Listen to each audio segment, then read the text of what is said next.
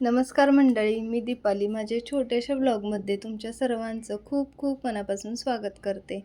आजचा दिवस खूपच खास होता. सकाळी सकाळी घरातली सगळी कामं आवरून आम्ही फिरायला जायचं ठरवलं. निघताना तर सगळ्यांचा उत्साह खूपच छान होता आणि आज सकाळपासून काहीसं ढगाळ वातावरण झालं होतं. रस्त्यात गप्पा हशा मस्करी करत करत आम्ही कृष्णा घाटावर पोहोचलो.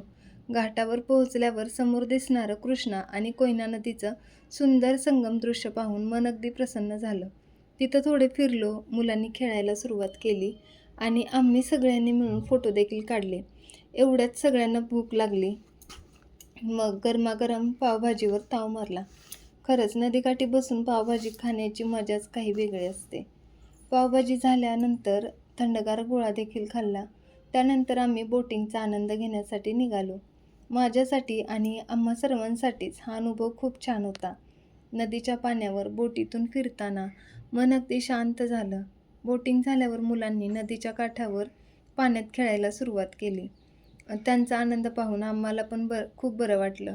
नंतर आम्ही सैदापूरला मावशींच्या घरी गेलो. तिथे शंभू महादेवाचं अतिशय प्राचीन आणि जागृत मंदिर पाहिलं. पावकेश्वर मंदिराचा इतिहास आणि तिथलं शांत वातावरण मनाला खूप भावलं.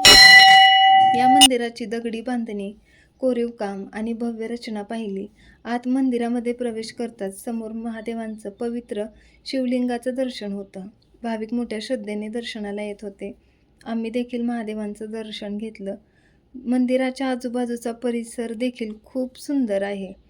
मावशींकडे प्रेमाने केलेला पाहुणचार घेतला. गावाकडचं प्रेम आणि आपुलकी खरंच वेगळीच असते.